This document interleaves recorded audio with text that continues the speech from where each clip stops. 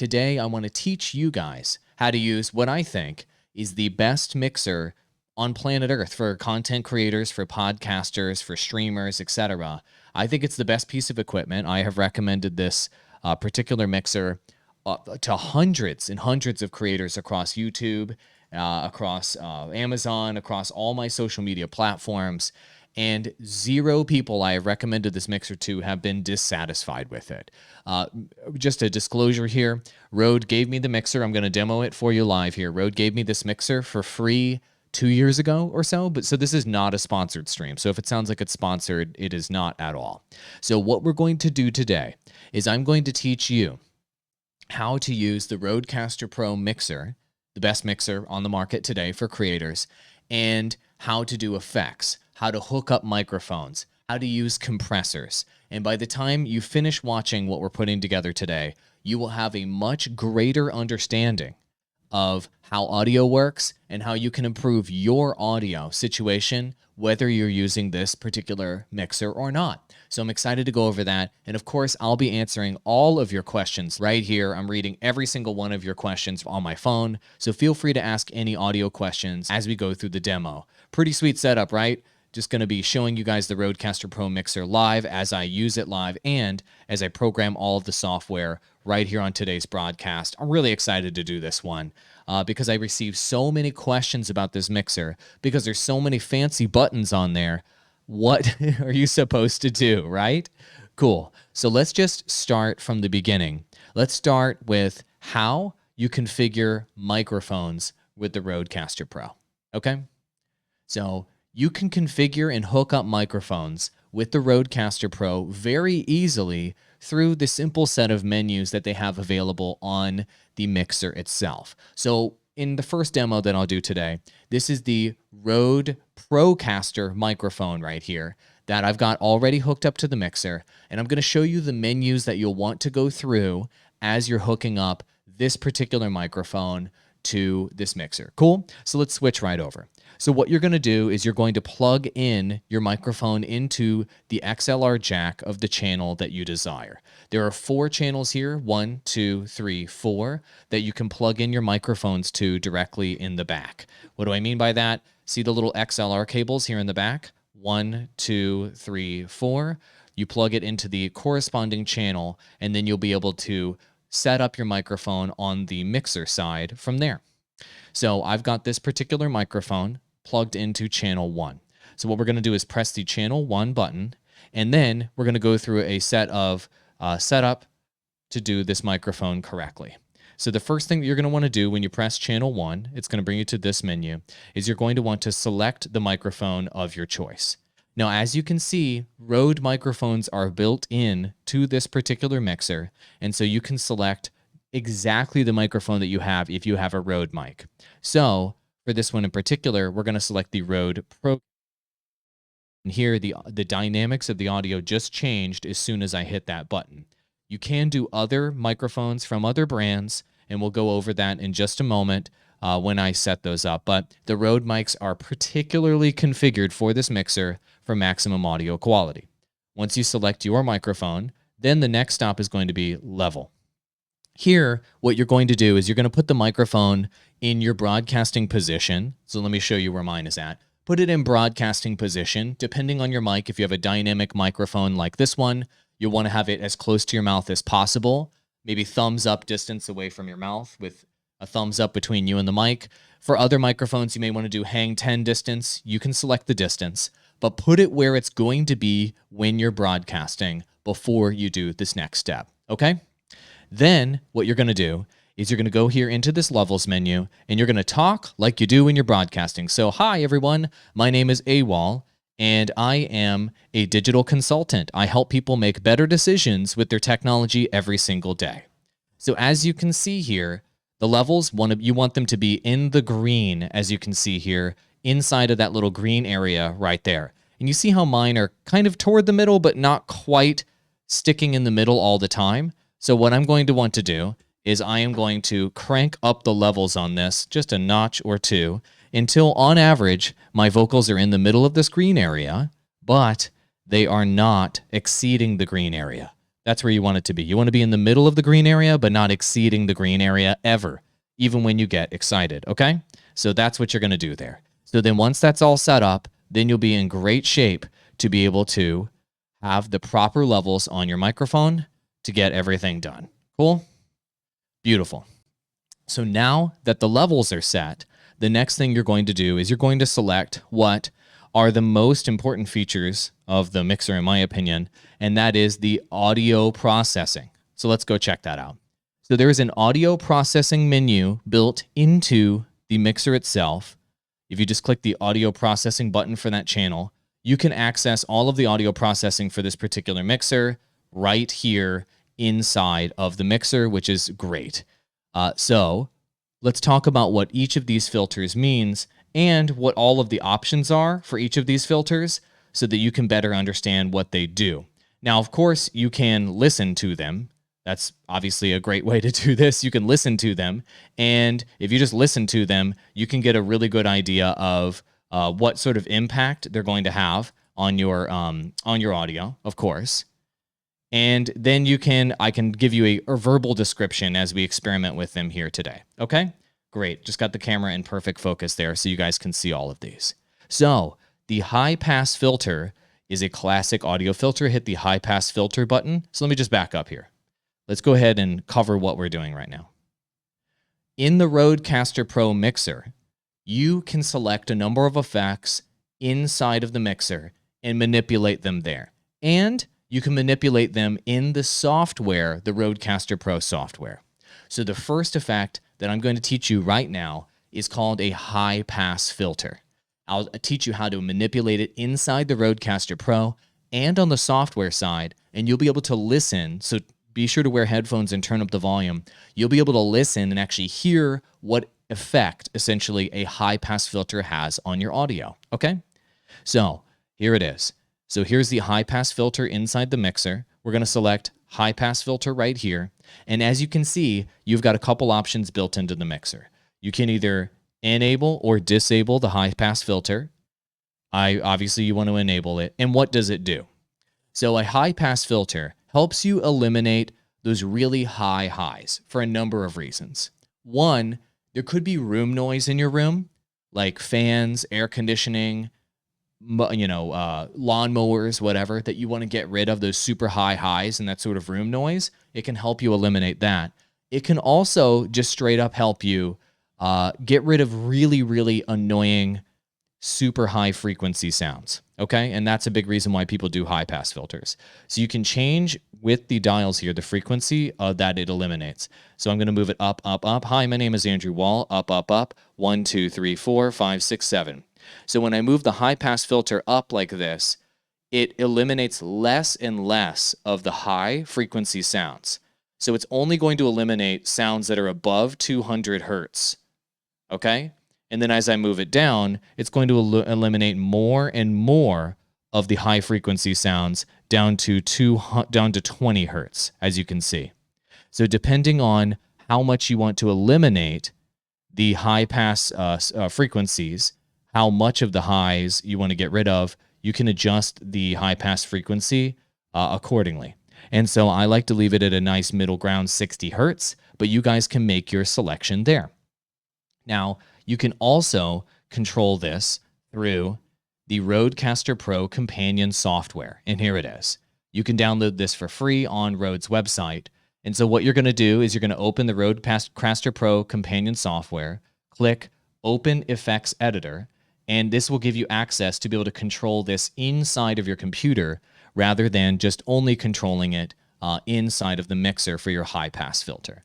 And as you can see, your options are exactly the same here for the high pass filter. So you're going to select your microphone. In my case, it's microphone channel 1. You're going to select high pass filter down here. And then you're going to select the frequency that you want to adjust while you're talking into your mic. I like doing it this way personally. So you can always, by the way, go back to the factory default mode here. And if you set factory default, it'll bring it back to 60 hertz. So it'll bring it back to where it started. But I like using this so that you can adjust the frequency down, down, down, and you can listen to it as you're talking and listen to how it changes your audio. Do you want to have super, super crispy highs, or would you rather have a nice mid sound with your audio? Would you rather it sound kind of clean and less noisy? If you want it to sound more clean and less noisy, then you can move the audio down to 20 hertz like this, and it'll sound clean and less noisy. So just for the sake of this stream, I'm going to leave it down there at 20 hertz, which is, by the way, a very, very aggressive high-pass filter, by the way. So that's not typical, I guess you could say. And that's cool. And you can experiment with what type of sound you want based on the microphone that you have. Cool? So that's how you adjust high-pass filters, and that's just one of many filters that I'll be going over for you here. Cool? That's high-pass filter. Awesome. Great. So now we're going to talk about other effects that are available in the RODECaster Pro. And these are effects, by the way. This is knowledge that you guys can use across every mixer. This is knowledge that you can use across every effects platform that is out there. Okay? So this is not just RODECaster Pro knowledge. This is audio knowledge that you can use anytime, anywhere, software-based, hardware-based, you guys name it. Okay? So welcome everybody who's joining. If you're enjoying this education on audio, feel free to follow me to educate you guys better on audio, on video, on lighting, you name it. And so here today, I'm just educating you guys on audio to teach you how to have a better sound when you're broadcasting and when you're doing live streams and when you're doing your podcast. Sound good? Beautiful. All right. So the next filter that we're going to learn how to use is called noise gate. So a noise gate filter is available built in to the RODECaster Pro mixer, and it allows you to eliminate primarily room noise. So if you have a fan, which I do, if you have air conditioning, which I do, I live next to an airport, literally. I have kids, I have a wife, people are mowing their lawn, you name it. You are going to want to use a noise gate to eliminate unnecessary background noise wherever you are. And so that is available right here in the RODECaster Pro mixer, physically in the mixer, and I will show you how to do it digitally through the software as well. Okay? So what you're going to do is you're going to select your microphone, -1, so hit that. Then when you arrive in these menus, you're going to go to Audio Processing, click that. Then right here, you're going to see Noise Gate. Click Noise Gate. And here you will basically see where the threshold is for how noisy your audio is and whether you need to turn down or up your thresholds for audio in order to eliminate background noise. Now, how do you know how much background noise there is? It's a really tough question, right? So what I recommend doing is disabling the noise gate, and I recommend going back to your levels right here, and then looking at the levels right here with no noise gate on. Check it out and just look at how much background noise there is. You'll see it right here on these levels. Check it out.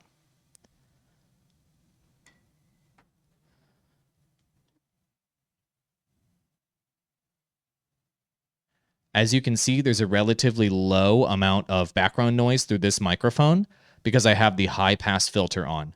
But what you're going to do is you're going to look at these menus and you're just going to be quiet and you're just going to let your microphone pick up whatever background noise there is in the room. Watch.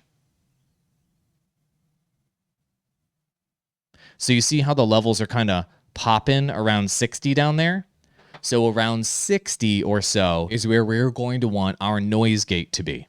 And if that's where we put it, we're going to be minimizing the amount of effect that we're having on the audio and maximizing the impact of a noise gate to eliminate background noise, but not eliminating our own audio. We do not want to eliminate our own audio.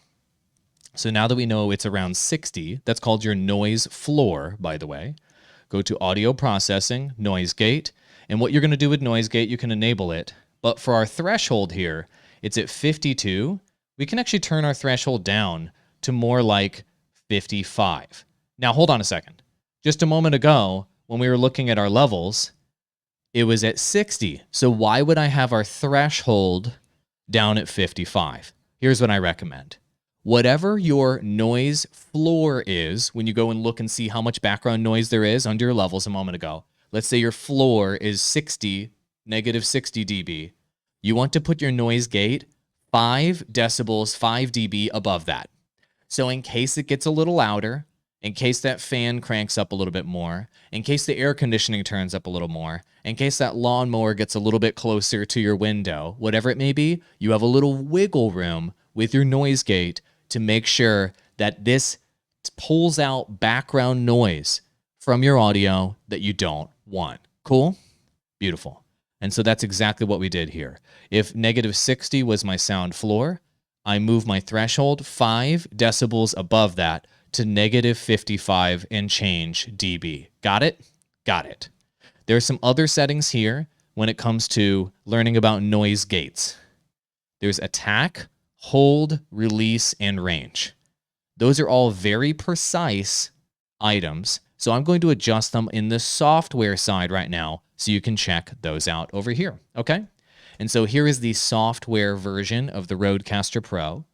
What you're going to do is you're going to go right over here, click this button in your RODECaster Pro software, go to APHEX Editor, and it will pop open this screen. You're going to select your microphone, mine is microphone number 1, and then you're going to go down to Noise Gate. Here, we've already set our threshold in this demo, but you can adjust the threshold here. And what does attack mean? This tells you how aggressively, essentially, it removes background noise. So the lower the attack, the faster it cuts off the background noise, and the higher the attack, the slower it cuts off the background noise. And so if, let's say there are sudden background noises in your background, people clapping, a baby suddenly crying, a dog barking, whatever it may be, you're going to want your attack to be lower in that scenario. Why? Why do you want your attack to be lower? Because you want it to eliminate that background noise faster because there's just going to be a sudden loud noise. Make sense? If you're in a space that doesn't have necessarily sudden loud noises and what have you, then you're going to want to use a different strategy. And that other strategy is going to be having the attack be higher in that scenario. And so if your attack is higher, that means that it's going to slowly fade out, more slowly fade out the background noise so that you're there, as opposed to suddenly cutting it off when your noise gate kicks in. Got it? Got it. So in my space, I don't have babies suddenly jumping out of nowhere or dogs suddenly jumping out of nowhere. So I'm going to turn up my attack up to a much higher level, actually. I don't need a low attack. Then you can do hold. So what does hold mean? So hold, when it comes to noise gate, is the setting where how long it's going to hold your audio before it turns the noise gate on or off, right? Same thing with release. So it's going to hold your audio in place before it goes away for a certain amount of time. Then it's going to release your audio at a certain amount of time. And so I recommend leaving these at default to start with. There's no reason to go from there. Okay? Awesome. Range is the amount of basically decibels that it's going to apply the noise gate filter to. And so you do not need to adjust this setting necessarily, but if you want to, you can change your range so that basically there's a wider range if you want that the noise gate will apply its effect to, but I don't recommend changing that setting unless you are knowledgeable of what your range of noise could be when you're measuring your noise in your background. Okay? So the most important two settings to keep in mind are threshold, dropping your threshold down to 5 decibels within where your sound floor is. Check. Attack. If you have sudden loud noises, drop your attack down. If you have slow loud noises coming in, like air conditioning or whatever, then turn it up. So you have a smoother noise gate experience, and you'll be in better shape whenever the noise gate kicks in or turns off. Got it? Great. So that is noise gate, and those are the important effects and important elements of noise gate that you need to understand. I'm just trying to teach you how to use various common effects that are in software, that are in hardware, that are in the RODECaster Pro and other audio interfaces so that you can make better decisions on how to make your audio sound more premium, how to make it sound better. Cool? So for the next settings that we're going to use here in the RODECaster Pro mixer. This one is called a De-esser. So let me bring this up for you, and then we'll talk about the De-esser. So in the RODECaster Pro mixer, I'm going to teach you right now how to use the De-esser filter. De-essers are very common. And why do you want a de-esser? So whenever you say things with the letter S, you're getting those sounds, which are very annoying. People do not want really high pitch S sounds when they're listening to audio. They want those S sounds to be kind of muted down, if you will, so that it doesn't pierce their ears so they can listen to you for long periods of time. Notice how many times when you start paying attention, how many times I'm using the S sound when I'm talking to you. So many, right? S is the third most commonly used letter in the English language. So de-essers help you eliminate that annoying S sound. So here's how you get the de-esser filter applied in the RODECaster Pro mixer and which settings you should be focusing on with that. So what you're going to do is select your microphone. Mine is microphone 1. It'll pull up whatever menu you were on.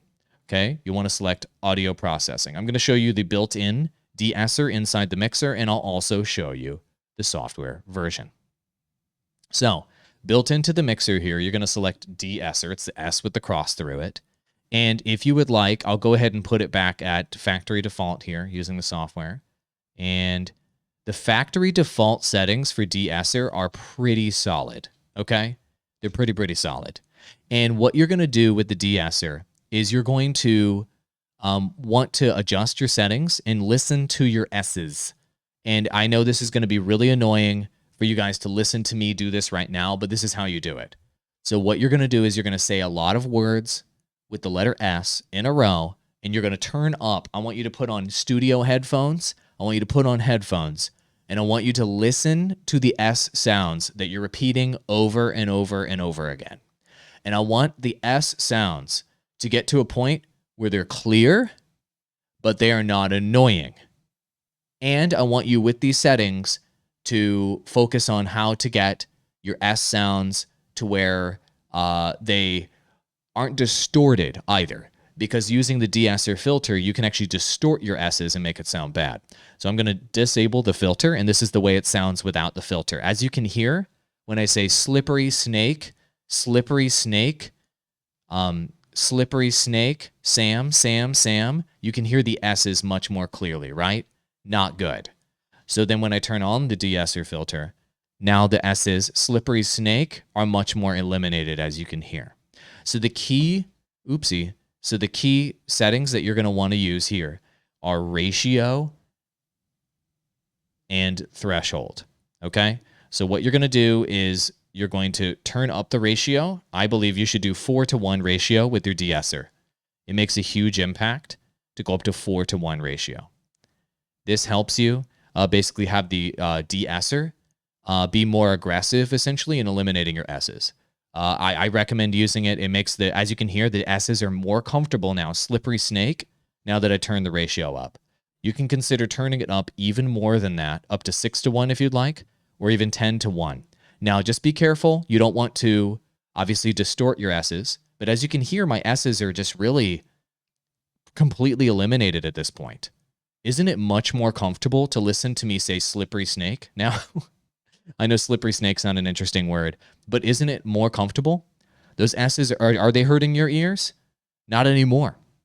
So in my experience, turning up the ratio on your de-esser on this filter here, just straight up to maximum, or at least 4 out of 10 to 4:1 or 10:1 can make a huge impact. That's really honestly where the greatest impact for this is going to be, okay? Then what you can do is you can change your threshold on where it starts eliminating the S's. So if you move the threshold up, it's going to eliminate less and less of the S's, as you can hear. If I move the threshold up still, it's going to eliminate less and less of the S's so that more of them are punching through. And so I recommend dropping the threshold down to basically to be very careful and to try to find a middle ground. As you can see, when I move this down, it completely mutes my audio, right? You don't want that. It takes all the highs out of your audio. And then when I move it completely up, it lets all the highs through and the de-esser isn't doing work. So what you're going to want to do is find a good middle ground here where the audio sounds nice and clear, and the S's are eliminated, but it doesn't make your audio, it doesn't greatly impact how clean your audio is. And see here that is. See here my S's, they're a little bit too aggressive. So I'm going to drop this down to 30 dB. That's good. Slippery snake, slippery snake. Let me bring it up just a hair to 26, slippery snake.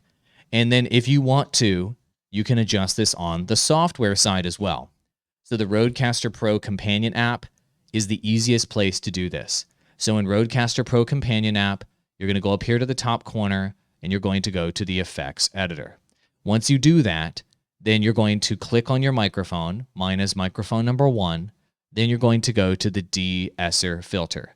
Once you do that, you can tweak all these settings here and you can get them in just the right spot. And notice how there are more options here for de-esser because there was actually a page 2 on the mixer, believe it or not. So what you can do is I like to drop the threshold down to where it still sounds clear. Check 1, 2, 3. And then you can do the frequency here. So the higher the frequency, under the frequency field, the less of your S's it eliminates. And the lower the frequency here, the more of your S's that it eliminates. And so if you want to drop this down to a little bit lower, as you can hear, it eliminates a lot of my highs. But if I bring the threshold up, it keeps a lot of the brightness of my audio in the mid-range. So what you want to do is you want to do a combination of increasing your threshold as high as it can go, while decreasing your frequency as low as it can go, while your audio still sounds clear, okay? So I'm bumping up my threshold to maybe negative 15 dB, something like that.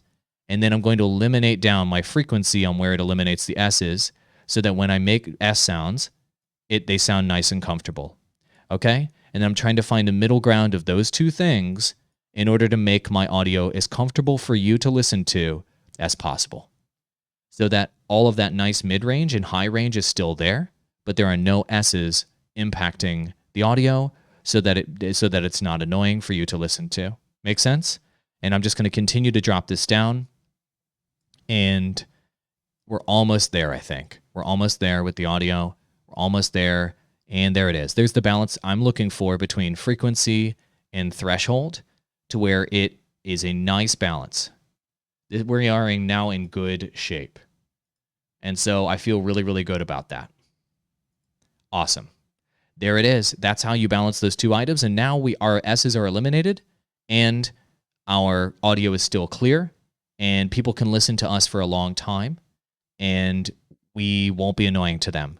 I'm going to drop my threshold down just a little bit there. There we go. Just a little bit. Check 1, 2, 3, 2, 2, 2, 3, 3, 3, 3, 3, 3. There it is. Nice and clear. That's how you apply a de-esser filter so that you get those annoying S's out of the way while still maintaining clarity on your audio so that you can have a nice full sound whenever you're talking, whenever you're doing your podcast, so people will want to listen to you for long periods of time without it sounding super annoying. Awesome. But wait, there's more. So there are other filters that you can apply in the RODECaster Pro mixer that I want to teach you about. These are best practices and best settings for all of the filters in the RODECaster Pro. So now that all of this is happening, we are going to move into the next filter. Let's do it. The next filter. All right. So what we're going to do is do the compressor filter. So this is universally the most useful filter on planet Earth. Definitely the most useful on Earth. Every single good microphone that sounds good uses a compressor filter. I'm using one right now, and it makes your audio basically sound more clear. It makes it sound more consistent, and it keeps the audio at a consistent volume level, if you will, whether you are becoming quieter or louder. That's what it does. So how do radio broadcastery guys sound super good all the time where their voice sounds super consistent? So part of the reason why they sound a lot better than the average person is they deliver a very consistent volume level with their audio into the microphone the entire time. I'm one of those sorts of people because I have thousands and thousands of hours of practice. However, everybody doesn't have that much practice.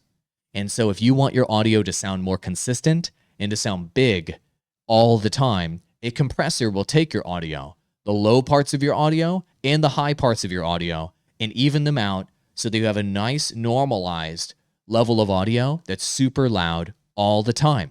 That's basically what compressors does. It takes your audio waves, you guys have seen audio waves, and smashes them down and makes them more even so that you sound big, bold, and awesome at all times. And that's built into the RODECaster Pro. Here's how you do it. You're going to select your channel in the RODECaster Pro, click the channel button here. Then you're going to select, it'll bring you to this menu, audio processing. Then you're going to go to compressor right there. And this is the basic compressor filter. And let me go ahead and just reset it to its default parameters. There it is. And we can talk about what the best settings are for the compressor and how you can do these effects. I'm going to show you how you can physically do it in the mixer itself and how you can do it in the software side. So basically what you're going to do with the compressor, first things first, my favorite setting for the compressor is adjusting the ratio. So I like adjusting my ratio up to 4:1 from 2:1 so that we have a much more aggressive compressor. And it just has a much tighter sound whenever you turn the compressor up that high. You can decide how high you want your compressor to be, but 4:1 is a good middle of the road setting for everyone. As you can see, when you turn up your compressor, it makes your audio sound even tighter, maybe even too compressed. It might get rid of some of the expressiveness of your audio. Whereas if you turn the compressor all the way down, it makes your audio sound a bit more open. It makes your audio, you might be picking up more of the kind of intonation of your voice, the throatiness of your voice, things like that. Whereas if you turn the ratio all the way up, it'll eliminate all of that and it'll make your audio just even tighter. It's up to you. Do you want an ultra tight sound? It's up to you.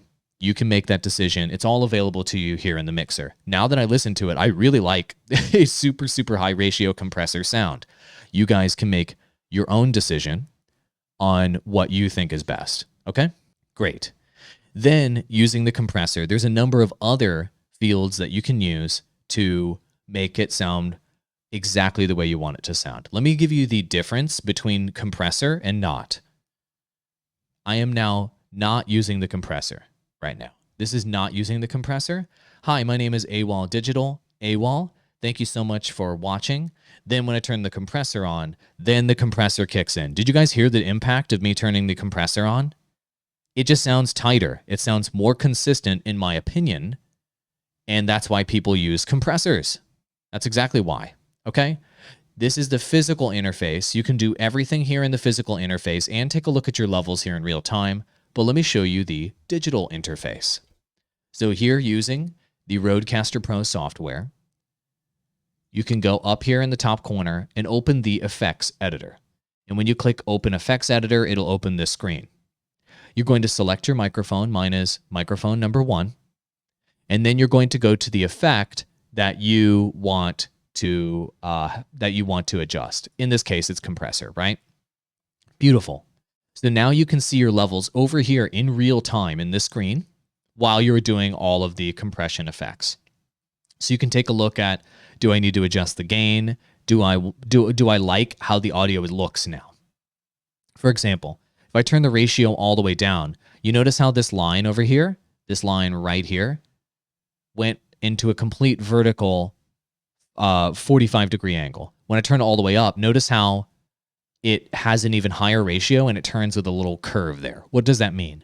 What it means is that it doesn't let your audio peak beyond a certain point and it compresses it down even further. Watch. So if we turn our threshold down, notice how this little white line over here ends up coming down right here. And it shows you where it's compressing the audio and where it isn't compressing the audio, so you get a visual indicator of that. So basically what you want to do is you want to pull your threshold down to where it is compressing your audio, but not taking away any of the expressiveness of your audio. That's pretty much it. And so that's where you're going to adjust your threshold to where this white line, see the solid white line down here at the bottom, is toward the top of your peaks of your audio, but it's not smashing the peaks of your audio. Okay?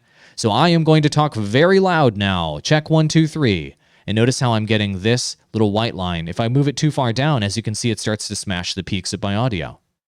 If you want to move it even further down, you can smash those peaks of your audio even more if you want, and it gives you an even more compressed sound.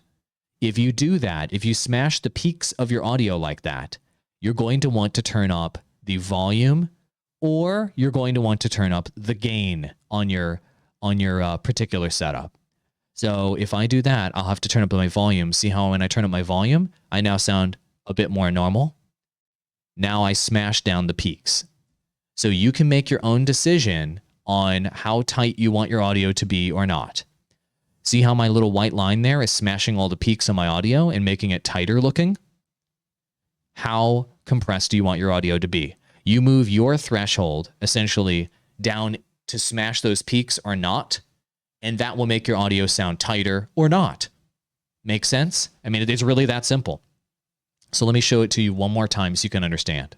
So my name is AWOL. Check 1, 2, 3. AWOL Digital. Check 1, 2, 3.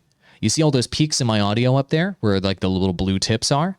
If I wanted my audio to be just super, super, super tight and super compressed, what I would do is I would smash all of those peaks as a result. Or I would smash all of those peaks. So how do you do that? So what you're going to do is you're going to move your threshold down even further to where it's smashing all of those peaks, and it's now impacting the whole high end of your audio. And as you can hear, I think it makes it sound weird, and it makes it sound bad. I think it's too compressed. And so what I like to do is I like to bring it to where my threshold is just at the tippy top of the peaks of my audio, and that's it. And it's not actually smashing any of the rest of the audio and greatly impacting it. And so I'm going to bring it up here to where the bottom, the white line, is only just barely scraping the top of the peaks, but not actually eliminating them. And that way, my audio just sounds super tight all the time without being annoying. Cool? You can also adjust the release and the gain and the attack, but those fields are not as important with Compressor. It's all about the threshold and the ratio. Super compressed sound right now. Now, here it is. Here's the way it sounds without the compressor on. As you can hear, major impact on the volume, of course. And then here's the way it sounds with the compressor on. Which one sounds better? The answer is obvious. In the RODECaster Pro, turning their compression filter on and filtering your audio appropriately makes you sound fantastic. That's what you should be doing. So that's how you use the compressor filter in the RODECaster Pro. Cool? I release between 5 to 10 videos every day, and I do 3 to 4 live streams per week to teach you guys about audio, video, lighting. People normally pay me $150 to $250 per hour for advice on how to do this stuff.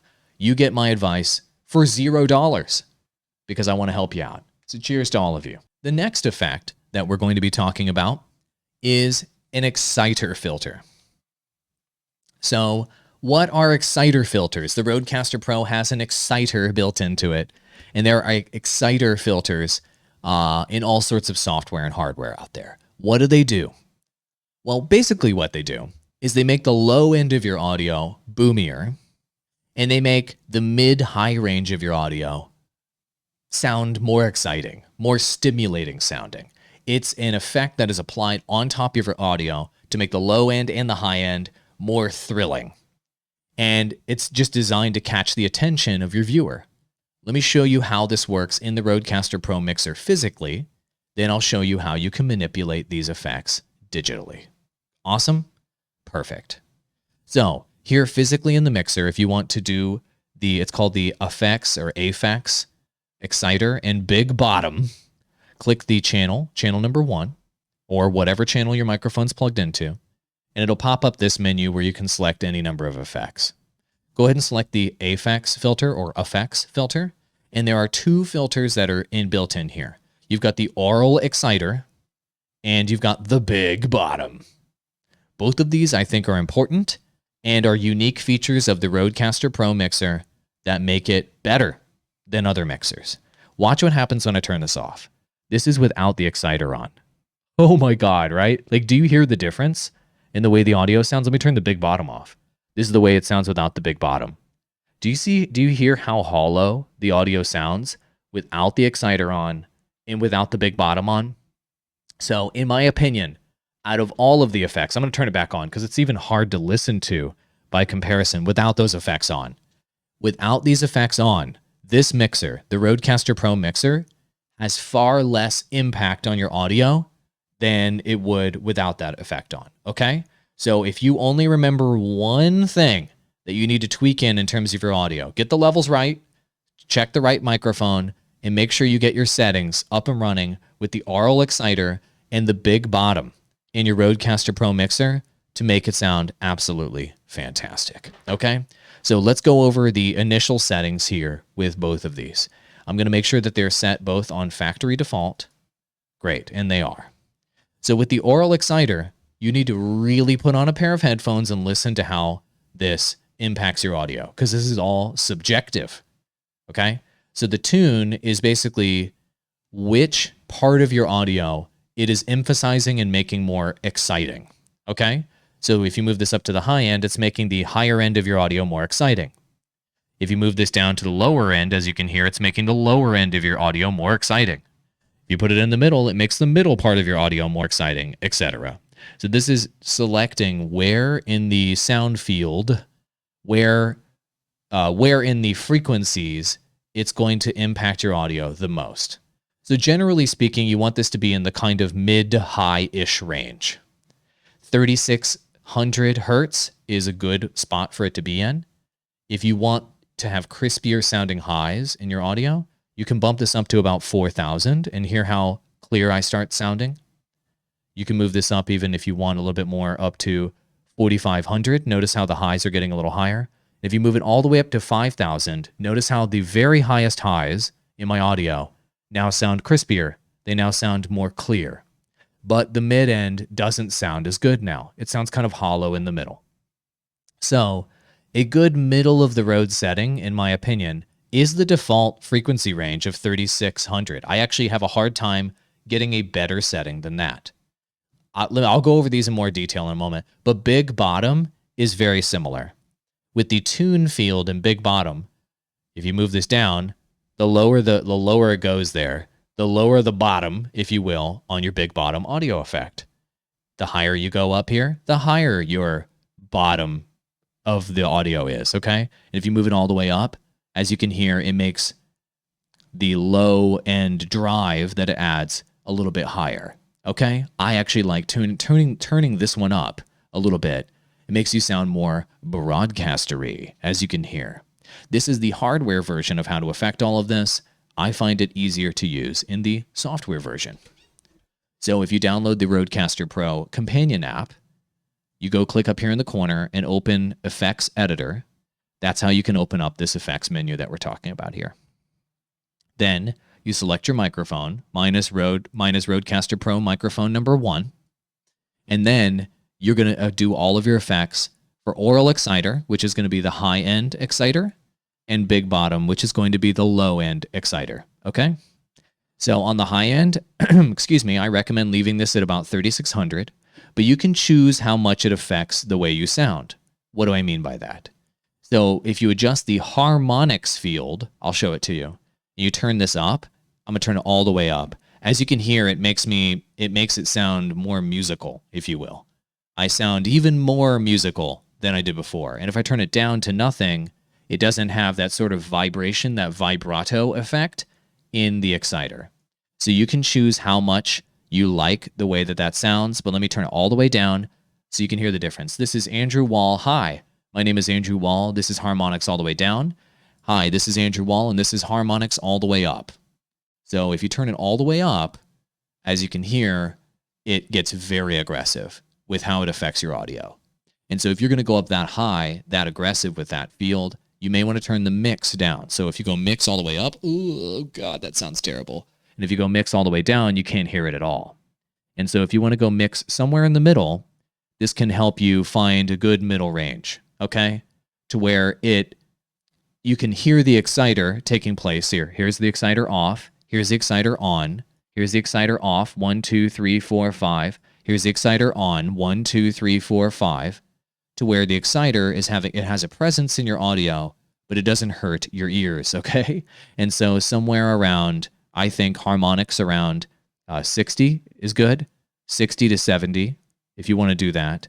And then the mix somewhere around 40 to 50 is about as much as I can recommend. I would say a 70-40 is about the highest end you want to go with this field, in my opinion. So a good middle of the road setting is 60-40 with 60 harmonics and 40 mix. But if you want to go a little bit more aggressive, you can go 70 harmonics and 40 mix. But I don't recommend going above 40 mix right here. These are the best Aural exciter settings in my experience. With this particular microphone, your mileage may vary. Now, on the big bottom side, I like having a big bottom that is higher up. So listen to the difference here. If I turn this all the way down, this is the way it sounds with the tune all the way down. And then if I turn this all the way up, this is the way it sounds with the tune all the way up. Here's the big bottom off, 1, 2, 3, 4, 5. Here's the big bottom on, 1, 2, 3, 4, 5. Personally, I like big bottom up because it makes the, I don't like low audio. People generally can't hear it. They're listening on their phone. So the higher you have the tune in big bottom, the more the average person can hear this effect. So I recommend turning it all the way up, actually. Then for drive, watch what happens when I do the drive. Drive all the way down, and it doesn't really have much of an effect. Drive all the way up, and now all of a sudden that big bottom has a huge presence down there, and you can really hear it. And if you turn the mix up, as you can hear, whoa, you hear what it's doing? Whoa. You hear all of that bottom? Oh my God, that's getting super loud, right? You can't turn the mix up too high, okay, guys? You can't turn the mix up too high. Otherwise, it really starts to become a problem.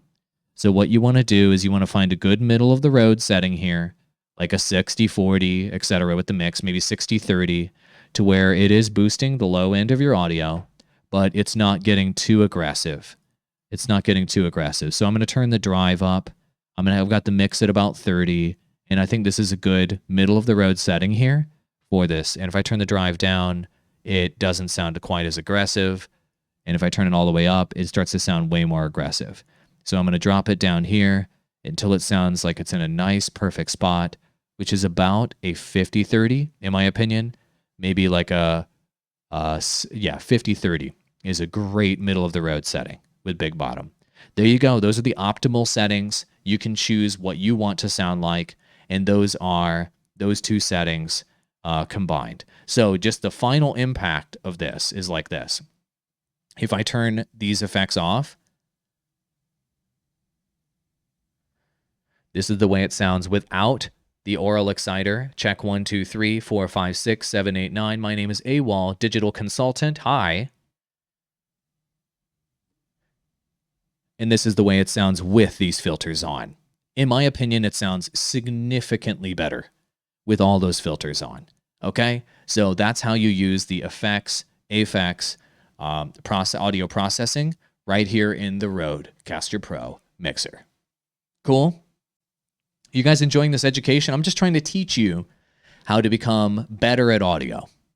I'm trying to teach you how to improve the way you sound, whether you're using this mixer or you're using any other software.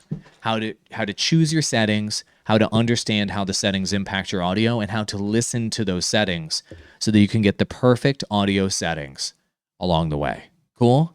And for those of you watching live, here is the total impact of all of those settings put together. So if you want to hear the total impact with all of them off and all of them on, here is the difference between all of these settings that I just did off and on.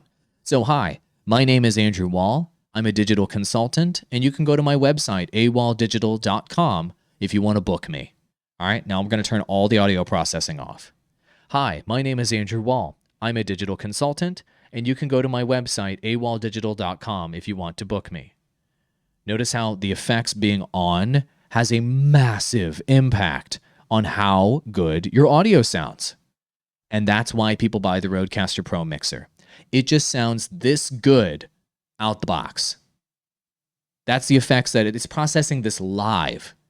This is the level of audio quality that you're normally going to achieve, if you're in an editing software, if you're doing post-processing, if you have a podcast editor editing your stuff later.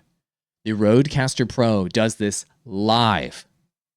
In real time, it makes you sound this good. Pretty freaking great, right? I think it's great. So that is just some of the effects there that you're going to want to look at when you're using the RODECaster Pro. Got it? But wait, there's more. All right. Let me take a sip of water and I'm going to teach you even more things about how to use the RODECaster Pro. Will that work on Zoom? Yes. So I use this mixer on Zoom every day. So all of these effects will work on Zoom. They will work on GoToMeetings. They will work on OBS. They will work on Streamlabs OBS. They will work on everything. This is processing your audio. This mixer processes your audio in real time and outputs it anywhere you want to output it. All right, so it's just going through the USB jack here in this mixer and going over to my computer over here. And so you just select it as an input on your computer, even on your phone, even on your tablet. And all of these audio enhancements that are happening right here in real time in the mixer are going into your computer. They also can go straight into your recording. They can go straight into your broadcast. They can go straight into recording internally in the mixer. All of this is happening in real time anywhere you want to output the audio. You can even output the audio to a master mix somewhere, somebody else's mixer. You can output the audio to 4 pairs of headphones, 5 actually, a pair of speakers, you name it. All of this is happening in real time anywhere you want to output it, which is another reason why this is the sickest and best mixer on the market. It's just the best mixer, man. Like, it's just the best creator mixer, and it's the best home studio mixer. I could buy any mixer. I could be using any mixer right now. I could use the Go XLR. I could use any number of Behringer mixers and high-end mixers. This is the best overall mixer for a home studio, period. Some other mixers are specialized in certain functions, and they're better at certain functions than this mixer. But in my opinion, overall, this mixer is the best mixer for home studios. It just is. So yes, it works on Zoom. It works on Zoom. It works on Slack. It works on everything. Skype. It works on everything. Cool? So so just to let you know, I sound the way you hear me sounding right now in meetings. So whenever I talk, people are like, "A-Ball, your audio sounds so good." I'm like, I know. It's because I have this mixer, man. The mixer just makes me sound great. That's it. It just makes me sound great. So not only can you use a compressor on one channel at a time in the RODECaster Pro, you can apply a master compressor to every single input that's in the mixer at the same time. Pretty cool, right? So what am I talking about? Master compressor settings here in the RODECaster Pro. Here's how you do it. I'll show you the software side and the hardware side. You're going to go into channels on your mixer. Then here in channels, you've got mic 1, mic 2, mic 3, and mic 4, your USB input, your phone, and your Bluetooth, right? So all of those channels are running simultaneously in your mixer right here. You can see them all running right here, right? Each one of these channels you can apply different effects to if you want to. But here's what's cool. The final master output, L and R here, left and right, you can apply a compressor to every input on the entire mixer together, which is sick. So hit the gear cog, go to channels, and then go to master compressor. Boom. This master compressor will apply to every channel. So be very careful with how you use the master compressor. Because if you go too aggressive with this master compressor, it could greatly impact how everything sounds. If you got all of your microphones tweaked in just right, this is something that just to be careful with. So what are you going to do when it comes to understanding these settings. So first things first, you see these little levels right over here? You want to monitor those levels. We'll go ahead and turn this off. You're going to want to monitor those levels and see how high up your audio is popping here on these bars. Check 1, 2, 3. Notice how I'm up at like negative 40 or so dB. 1, 2, 3, 4, 5, 6, 7, 8, 9. Then I hit enable. Okay? So as you can see, my threshold down here is really, really high. My audio is not popping above negative 40 dB. Maybe it's going closer to negative 35 dB, maybe negative 30. So my threshold is too high. So if I want to, I can drop my threshold down to about negative 30 dB, and then it'll potentially start to impact my audio a little bit more.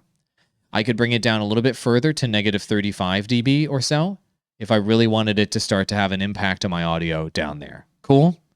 And you can go even lower than that depending on where you're at. So as you can see, once I start going down even lower to like negative 40 dB, then it starts to actually impact some of my audio and slope it off. And if I went down to negative 45 dB, now it starts to really compress my audio. And then if I go down to negative 50 dB, it really starts to impact my audio in a negative way. So I recommend, for me, I would put it at about negative 45 dB, somewhere in there. Negative 45. And it starts to clip some of the peaks of my audio. I'll show you in the software how you can get this just right in a moment. In terms of your ratio with compression, personally, I like highly compressed audio. And so let me just show you all of these settings in the software side. So you can monitor them here on the hardware side and get the job done, as you can see, but there's also a software side too. So Master Compressor here in the RODECaster Pro software is great. So here in your RODECaster Pro software, click up here in the top left-hand corner and click Open Effects Editor. When you click Open Effects Editor, it'll open this screen here. You're not going to select your microphones, 1, 2, 3, or 4. You're going to select instead Master, M, here. And Master will impact all of your microphones simultaneously. All right? Keep that in mind. Then you can visually see what's going on with your audio down here. You notice how my audio right here is at about negative 45-ish dB, this line, maybe a little bit higher. Maybe it's like negative 38, or I'm sorry, 40, 41, somewhere in there, 40, 41. Okay, that's where we'll want to set our threshold as 40, 41. So we'll put it at about 40, 41.6, somewhere in there. It's right about in there, okay? Then, as you're selecting your ratio, generally speaking, you want to go with about a 4:1 ratio with your compression so that it sounds nice and tight. Now, if you want to go higher, you can. 10:1 ratio, as you can hear, is just a very aggressive compressor. Notice what happens when you change the ratio. This line, see these white lines here? These white lines are basically smashing your audio or not smashing your audio. They're compressing your audio or not compressing your audio. And so as you turn up the ratio, it compresses your audio more. It kind of puts a lid on your audio, if you will. And so when you go with a high ratio, boom, as you can see, it starts to put a lid, if you will, on your audio. I personally like highly compressed audio. On a master compressor, I don't recommend turning this up too high because it will smash all of your audio too much. So I think that a 4:1 ratio is a good ratio to have. Okay? In terms of your attack, in your gain, in your release, you'll have to make those decisions for yourself on how aggressive you want the compressor to be. I like to leave it on the default settings here. And then for gain, you can choose how much this compressor is going to compensate for. It's going to smash your audio a certain amount. Then you'll need to boost your gain to compensate for how much it's smashing your audio. That's basically what that means, okay? And so if you're going to do this, you're going to want to add gain here so that your output is where you want it to be to compensate for how much it's smashing your audio. I can't tell you the best settings for you because you need to look at this and look at your final output meter and see where it's at. Okay, so you'll have to make your own decision there. All right, so that's that. So you disable this. Notice the difference when I disable it. My audio does not sound as good, does it? And then when I turn it on, my audio sounds good. And so having a master compressor allows you in the RODECaster Pro to have one compressor directly to each microphone. Then it allows you to put an extra compressor on top of all of your microphones simultaneously to make them all sound even, to make them all sound like they're at the same volume level, to make your audio that much tighter without having to edit it later, without having to add extra effects later. You get all of the impact of like a post-processing, of a podcast editor, of a professional audio editor inside the mixer in real time.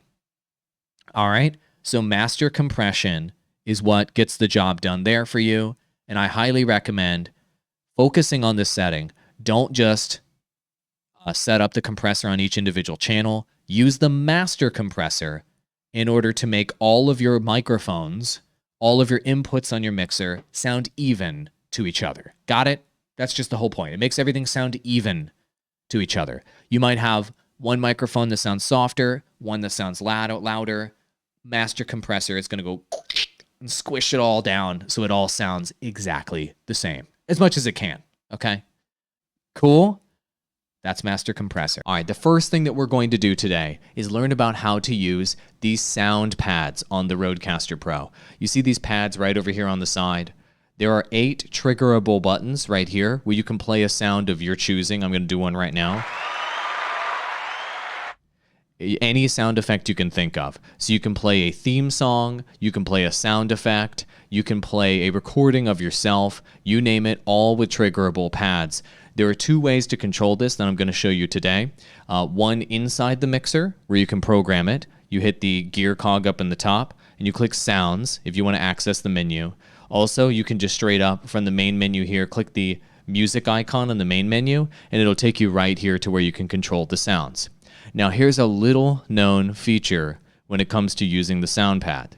So as you can see, all of the buttons are programmed right here, and you can click one to edit it.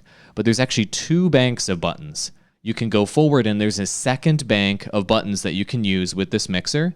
So you have a total of 16 sound triggers that you can use at any point. It's not just 8, it's 16 sound triggers, which in my opinion makes it way more valuable by having all of those sound triggers. Little known feature there, okay?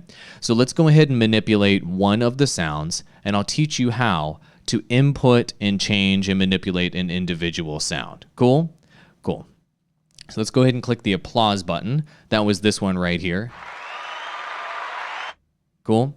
And so with that, you can do a number of settings here inside of the app that allow you to change the settings of it. So number 1, you can change the color of the button itself. As you can see right here, it is yellow. So if we want to, we can change it to red. We can change it to blue, purpley, greeny, whatever you want it to be. I'm going to leave it at yellowy because it's different than the other ones. All right? So then there are a number of different playback modes that you can use here. So there's latch, pause, replay, and play. Let me show you how their behavior is different. So with latch mode, watch what happens when we hit it. As you can see, it plays the sound back, and then of course when we hit the button again, it turns the sound off. And if we played another sound, it'll allow both sounds to play at the same time, okay? That's how the latch button works. When we go to pause, we hit the button, and it pauses in the middle of the sound playing, then it finishes playing the sound. So do you see the difference there? So the difference between those 2 modes is that latch mode will play the sound from the beginning when you press the button and turn it off from the beginning when you press the button. It restarts the sound, whereas pause mode will obviously pause in the middle of playing the sound. Depends on what you want to do with your sounds, but there's 2 different options for you. The next one is called replay mode. Watch what happens with the behavior of replay mode. Notice how every single time you hit the button, it restarts the sound over and over and over again as soon as you hit it, okay? So that's yet another mode that differs from the other 2. And then the last mode here is just regular play mode. And notice how on regular play mode, when I hit the button over and over and over again, it doesn't replay it.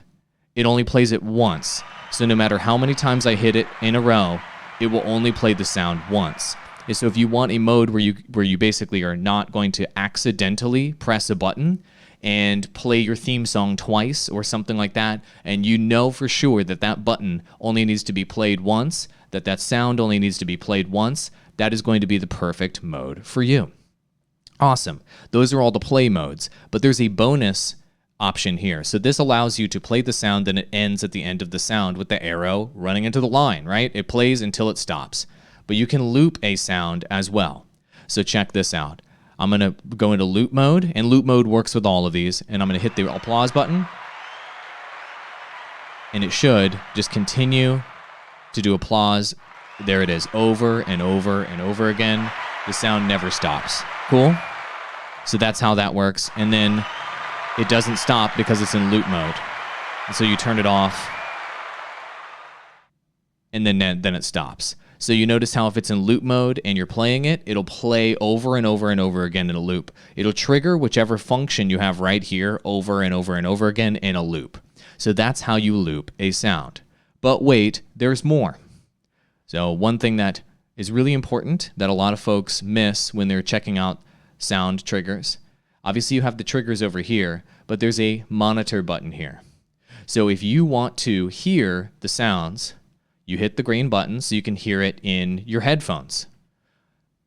Some people don't want to hear the sounds. Some people don't want to hear the music playback. Some people don't want to hear those items. You can choose whether it plays back in your headphones or not by hitting the green ear button, the monitor button, on the mixer itself. Okay, so I prefer to hear the sounds because that allows me to use this volume meter right here, this slider next to the sounds to adjust the sound accordingly so I can hear the way it sounds in the final mix that everyone is listening to. So that's how you adjust the volume, and you choose whether the sounds are playing in your headphones or not right here. So if you can't hear the sounds, for example, when you press the button in your headphones, that's because you need to hit the ear button and then it'll play back in your headphones. Got it?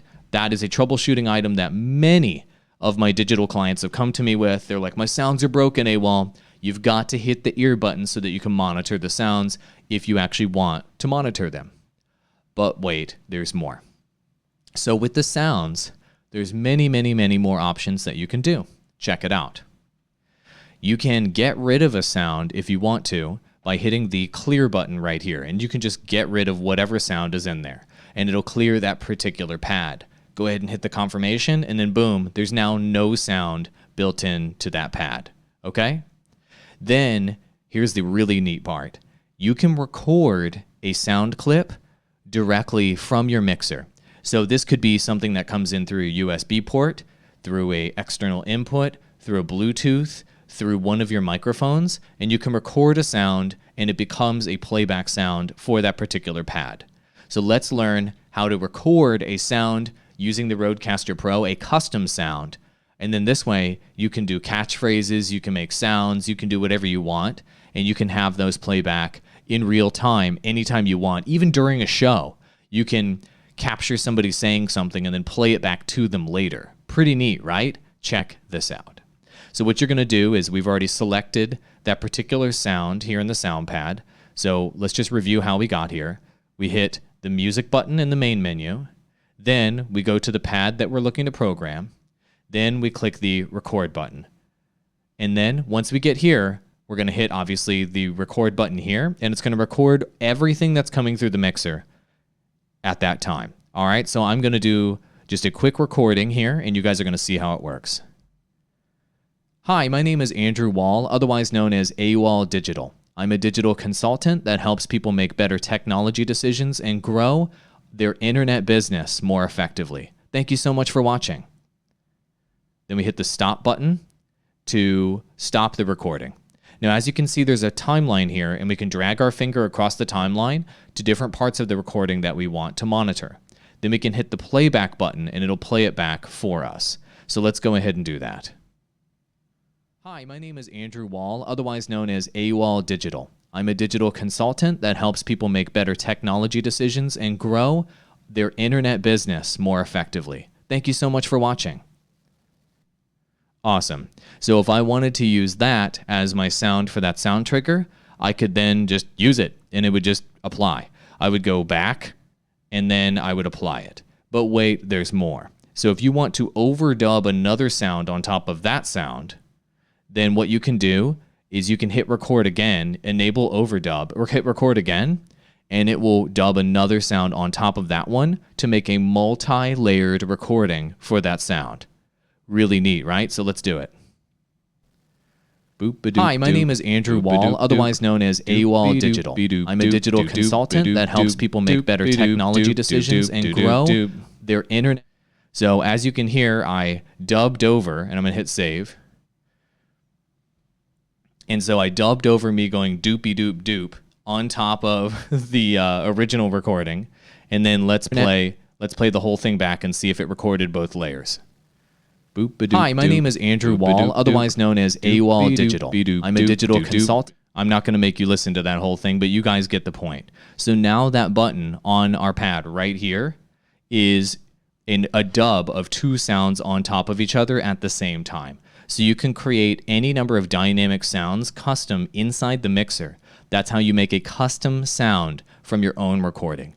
This can be from a DJ mix, this can be from a microphone, this can be from anything at all that you could ever imagine. The sky is the limit with your creativity, and you can choose what it is that you want that custom sound to be. Pretty neat, right? Cool. So in the sound pads, here's how, so with the RODECaster Pro, here's how you unlock the secret bank, if you will, of sounds that are available there. Almost everyone misses this one, okay?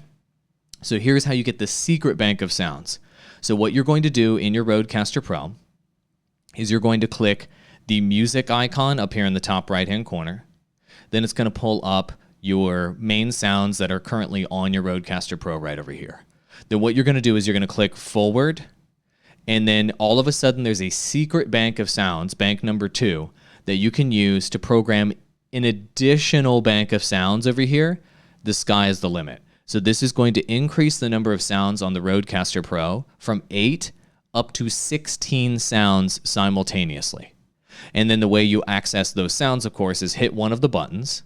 And then what you're going to do is you can either program in a sound into it. I'll show you how to do that in the software in a moment. Or you can record a sound into it. I'm just going to record a sound just for fun. So I'll select a color, blue. It won't let me select it, I guess. And then I'm going to hit record. Hi, my name is AWOL Digital. I'm a digital consultant that helps people succeed by buying the right gear, learning how to use it, and then broadcasting on the internet for profit. Done. And then now that that sound is there, as you can see, the button now appears over here as a new trigger in the secret sound bank. And then we hit the button and... Hi, my name is AWOL Digital. I'm a digital consultant that helps people succeed. I'm not going to play back the whole thing, but that's how you access the secret sound bank on your RODECaster Pro. And then if you want to switch to the other sound bank, you just go back and then go right here. And as you switch between the two banks, bank 1 and bank 2, it will change the colors here on the side to let you know which bank of sounds you're currently accessing in the RODECaster Pro. So there's so many functions with sound triggers. You can record your own, you can overdub your own, and you can program in your own. So let's talk about how you program in your own sounds into the RODECaster Pro. So here's how you do that. You're going to go ahead and go download the RODECaster Pro software. There's a companion app that comes for free with the mixer. And here, you've got two selections in the software up here, sounds and podcasts. Now, obviously, we're going to choose sounds today.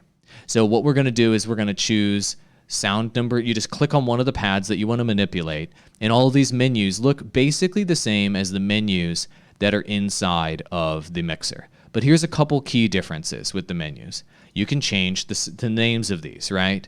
And so what I'll do is I'll change it to name number 3. So that can help you decide and understand what all of these do. You can change the color, of course, of each button from here, the playback style of each one, and you can even loop playback by clicking that arrow with the line right there. You can loop playback and make it loop to whatever you want, which is really neat. But here's the part that you are really going to be really interested in. You can transfer a sound to your RODECaster Pro mixer by clicking this button. It'll pull up a menu where it goes to whatever folder. I'm going to choose this random sound I have on my computer. And boom, it just plugged in that sound into my RODECaster Pro mixer by uploading it from my computer. As you can see, there's an icon here, uploading it from your computer into your RODECaster Pro. And so now when I hit that sound trigger over here on my RODECaster Pro,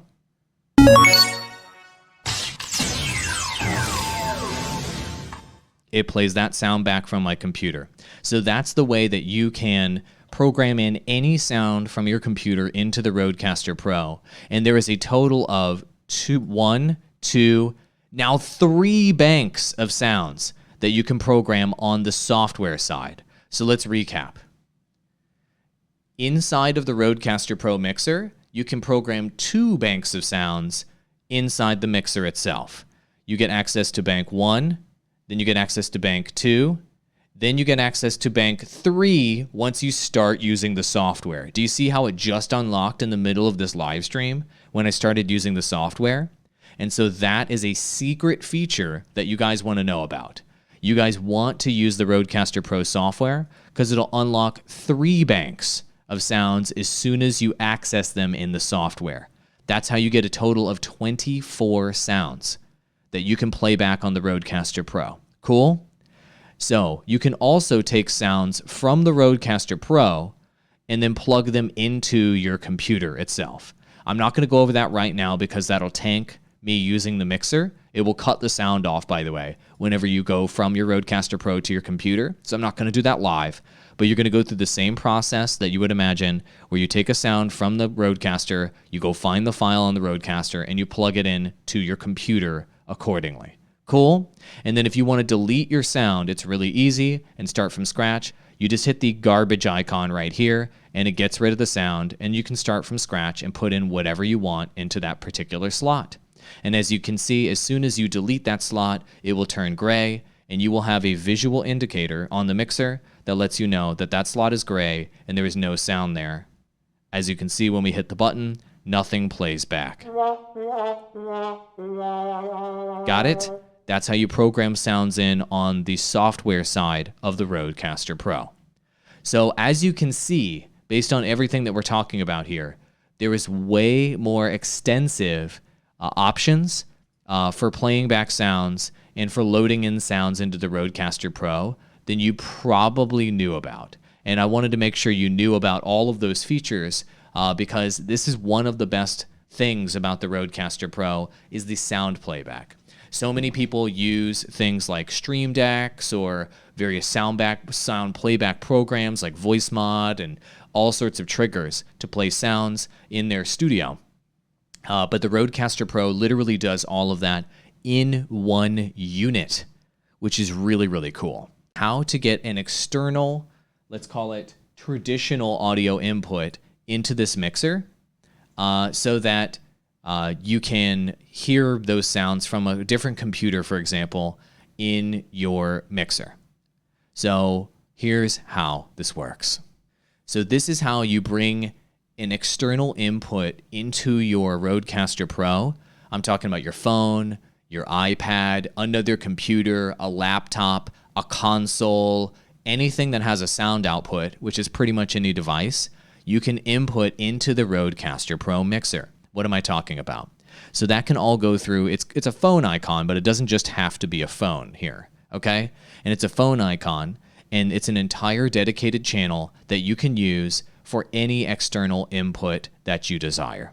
So in today's demo, I've got my computer here, my HP Omen computer setup, and out of the back of this computer, out of the headphones jack, I've got a headphone jack line running in this mess of cables up to the back of my RODECaster Pro mixer. And you see that little cable right back there plugging into the back of the mixer? That's plugging into the headphone jack on the back of the mixer right back there. Okay, or that's plugging into the phone jack on the back of the mixer right back there. And there's an icon on the back of your mixer that looks just like that phone. You plug in a cable into that input on the back of your mixer, and all of a sudden the audio input from that particular source will come into your mixer. So now that that cable is hooked up, how do you get the sound to go through? So the first thing that you're going to want to do, of course, is make sure that that particular channel is unmuted. So what you're going to do is you're going to go here to the phone channel. It looks like the phone icon. You're going to unmute that channel. And I recommend with every channel that you're looking to monitor using the monitor button, the ear icon right here. Use that monitor button so you can listen to everything on that channel. I recommend bringing the volume level down when you first set it up, down to the very bottom when you're getting started. Then on the particular computer that you're looking to play something back on, you're going to start playing audio. So what I'm going to do in this example, I've got just some music here, as you can see that I'm pulling up on the screen, and I'm just going to start playing some lo-fi beats, okay? And the lo-fi beats are playing back right now. So now that those are playing back, I'm going to slowly move my slider up on that channel, up, up, up, until that audio starts to come through. And if you're not hearing any audio from that channel, that means that your routing is not correct inside of your computer. And you might be wondering, why is the audio not coming through? What the heck is going on? So if this is a computer issue or if this is a laptop issue, here is how you fix that. So what you're going to do is you're going to pull up your sound settings in your computer. I'm pulling this up right now. And you right-click on the sound icon on your desktop, and you go into sound settings. Then what you're going to do is you're going to choose here under output, the output that you have plugged into the RODECaster Pro mixer. So right now it's going into the wrong output. The output I'm actually using is the speaker output. Now that the correct output is selected, then the sound will start to work. And the reason why I wanted to bring this up for you guys is that this happens all the time when people try to plug in their audio from their computer into a mixer and it doesn't work. Make sure the correct output is selected. Make sure the output from the device, the correct one, is selected so that when it comes into the mixer, you're getting the right audio, and then watch what happens. There it is. All that music is coming through from Spotify through the mixer now. So now I can, using the mixer, I'm going to turn it down just a little bit, but now using the mixer, I can mix music with my microphone simultaneously. Or I could mix a call that's coming in on this computer with my microphone. Or I could mix game audio with my microphone. Any type of audio that you could imagine coming in through an input on the back of your mixer can now be mixed in real time using the RODECaster Pro. So think about the possibilities here. 4 microphones, a USB input, any external input, and a Bluetooth input, all possible here. And that's how easy it is to hook up an external output from any device that you could imagine right on your RODECaster Pro. And with that external device, if you want it to go away, just hit the mute button.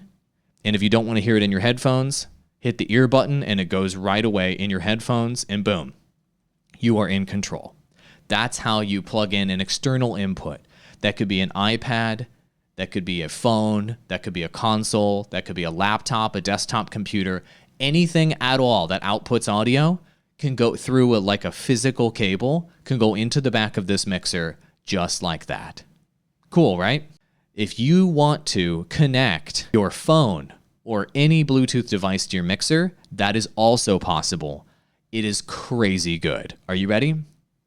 So here's how you connect a Bluetooth device to your RODECaster Pro mixer. So that could be any Bluetooth device that you can imagine. That can be your phone, your tablet, that can be even like any sort of external computer, like a desktop computer that's got Bluetooth, a laptop that has Bluetooth, any sort of Bluetooth device that you can imagine that can output audio and input audio through Bluetooth can be connected to this mixer just like this. Are you ready? So the first thing that you're going to do, step 1, is you're going to go to the Bluetooth channel on your mixer right here.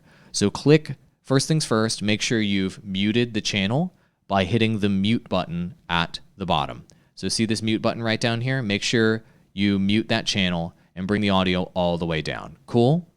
Once the audio is all the way down, you can then unmute so you know you're safe and you're not going to blow your head off.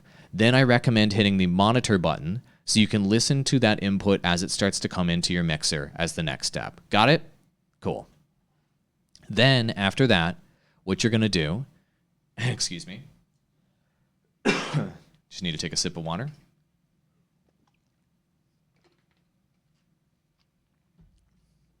Then after that, what you're going to do is you're going to hit the Bluetooth button right here on your mixer. Click it. And then what you're going to do is hit the Bluetooth on button here in the Bluetooth menu. Once you do that, it will start to enable the Bluetooth on your mixer. Should work instantly. Then click the pair button. And then once it's in pairing mode, you'll see the light start to blink right here on your mixer. That means that it's sending a signal out and it's waiting for another device to start connecting with it. So what are we going to do? In this example, I'm going to use my phone. So in my phone, I'm going to go into the settings menu here, just like your phone, just like anybody else's. Go into the Bluetooth menu of your phone or whatever device. And then as you can see, it will find under other devices, when it's searching for devices down there, it'll see RODECaster Pro. So I'm going to click RODECaster Pro, and it starts connecting to my RODECaster Pro. And just like that, it's connected. And as you can see, I got visual confirmation on the mixer itself that it's connected to the RODECaster Pro. Just like that, seriously, just that simple, just that fast to connect a Bluetooth device. Okay, but how do you have an input coming in through that Bluetooth device? How do you have an output coming in through that Bluetooth device? How does that work? So what I'm going to do right now is I'm going to play back some Spotify on my phone so that you guys can hear that, and it'll start to come through that particular Bluetooth input.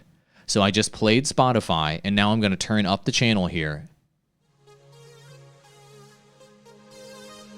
And through the magic of Bluetooth, my phone is now connected to my mixer. I'm playing back some stream beats. And through Bluetooth, the Bluetooth signal is going into the RODECaster Pro mixer through the Bluetooth channel here. And I can now control that Bluetooth input using this volume slider here, up or down. I can mute it. I can decide whether I want to monitor it or not. You name it. It's all controllable through the Bluetooth input on the mixer. Here's the crazy part about Bluetooth, though.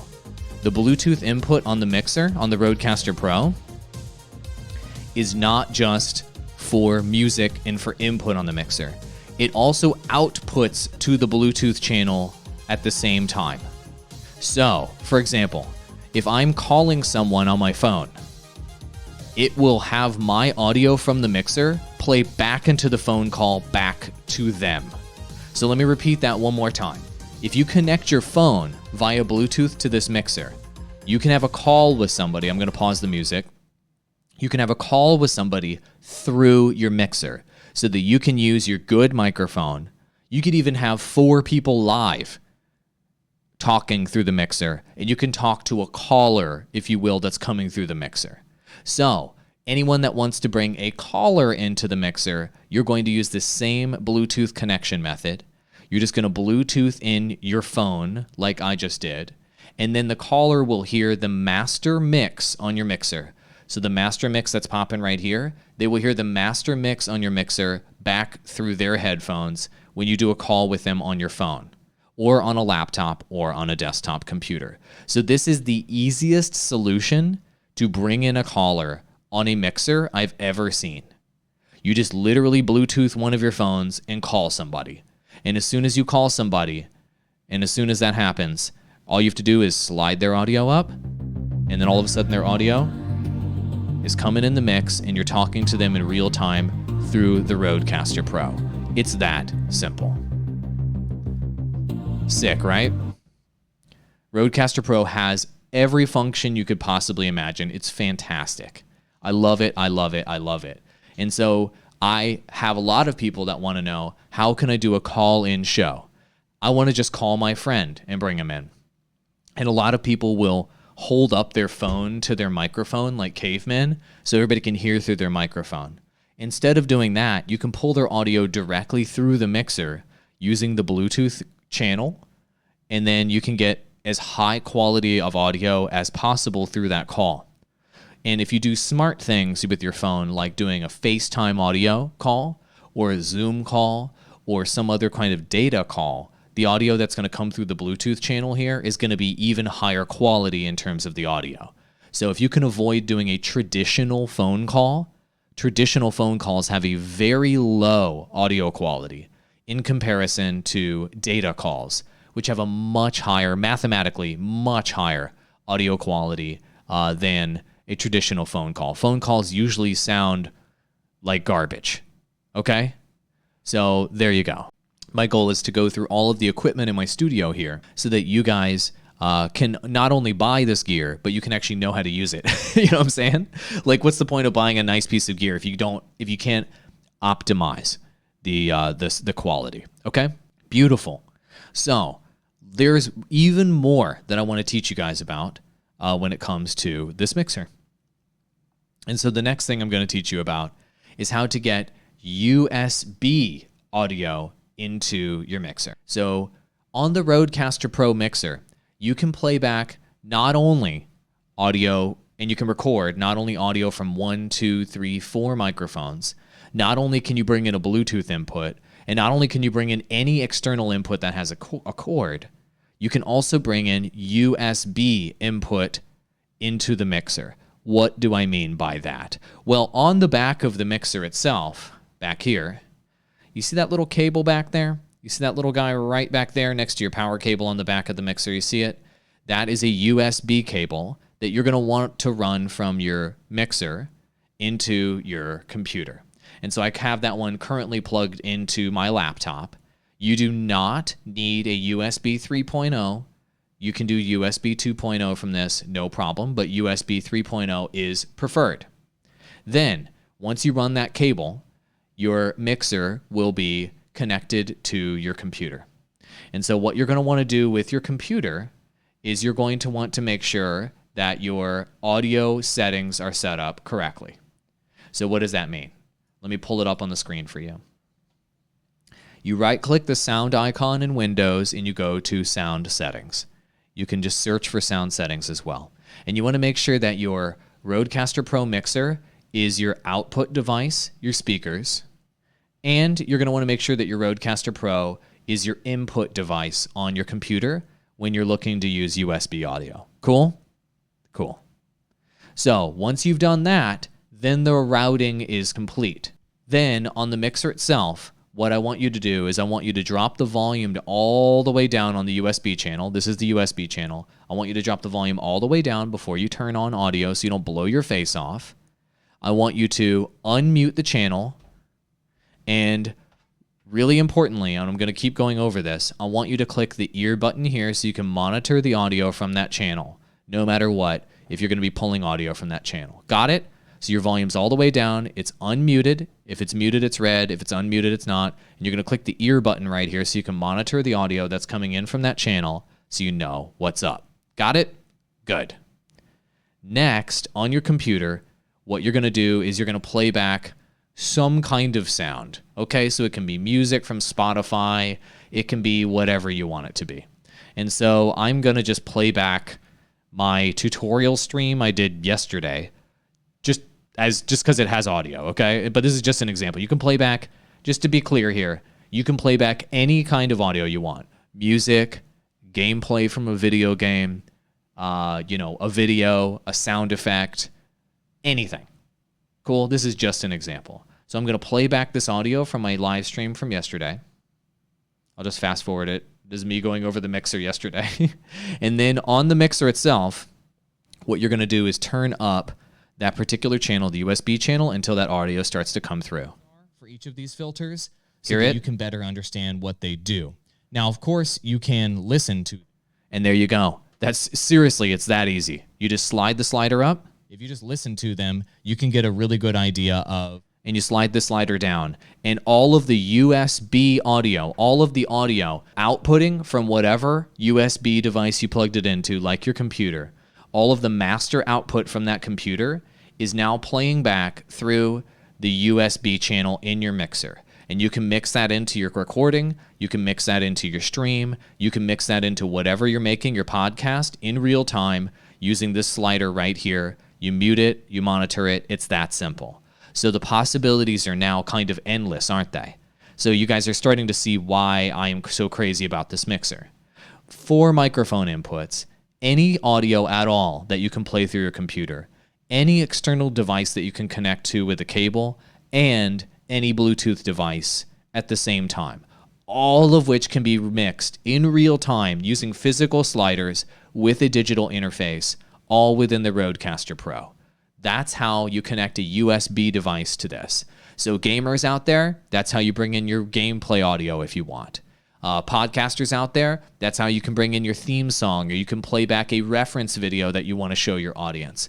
People that do demos, this is how you can play back a trailer or a reel of your product, is through the USB channel on here. The possibilities are literally endless in that you can play back any audio that you can play on your computer through the mixer, and it will be captured through the mixer in real time, and you can mix it in the mixer in real time, which is also super attractive.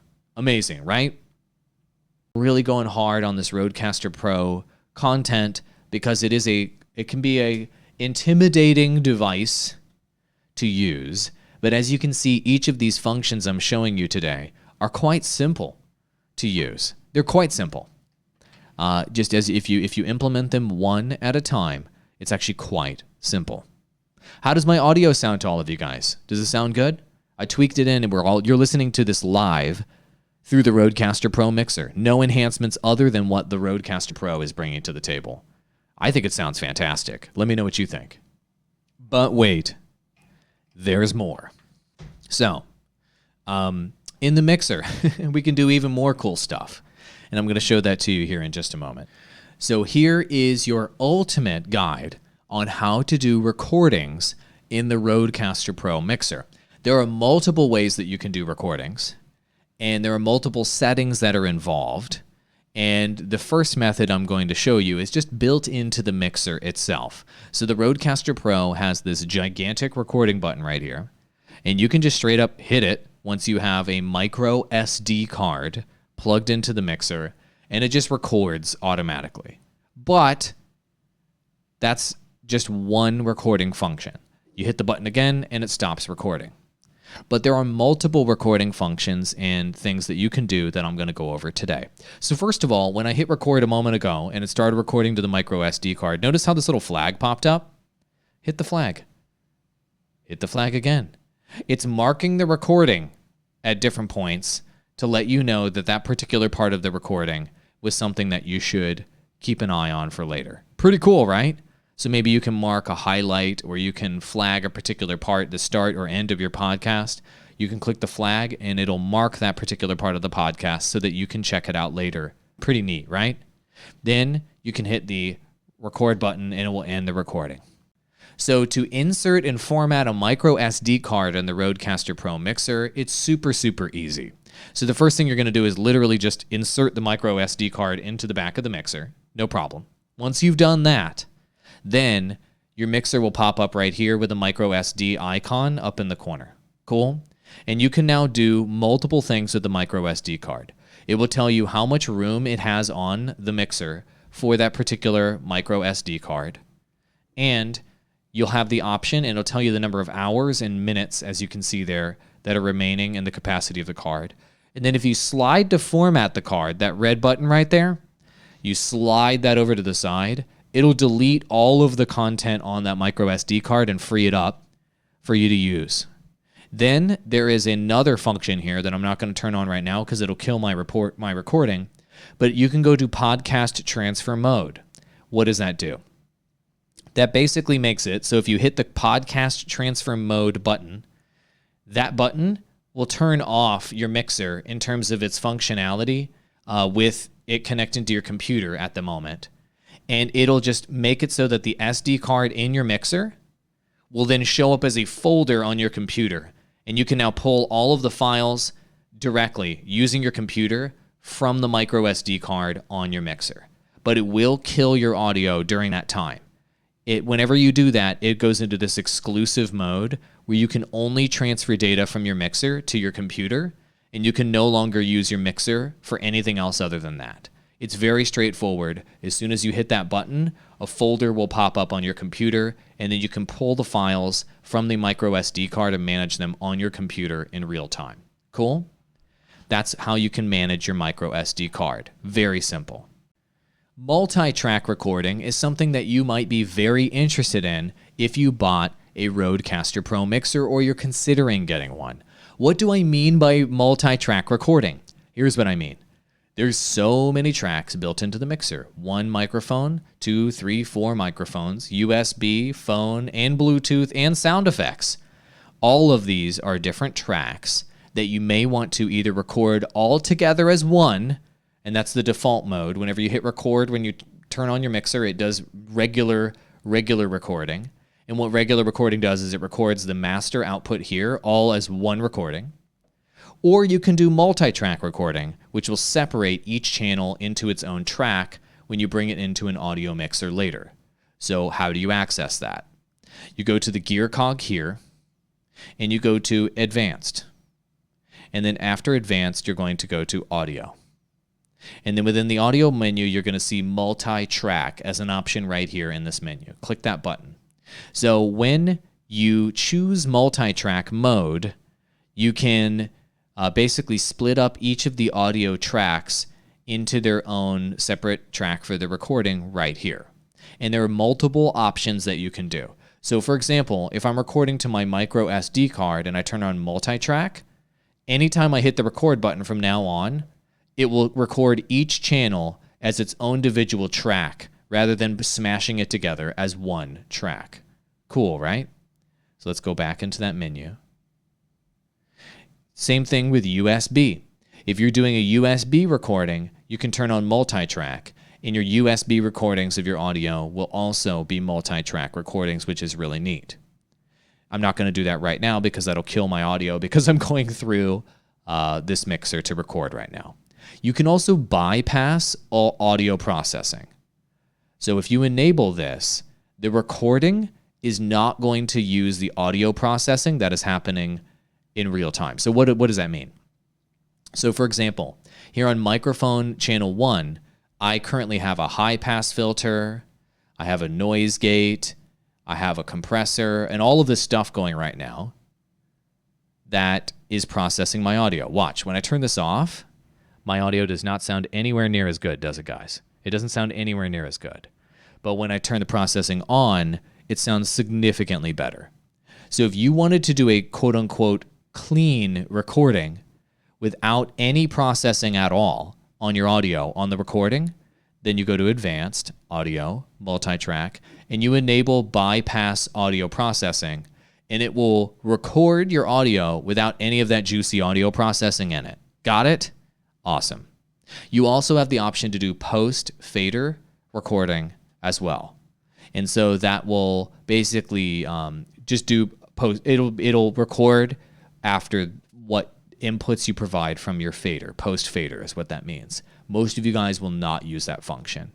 So those are the important multi-track functions that are available.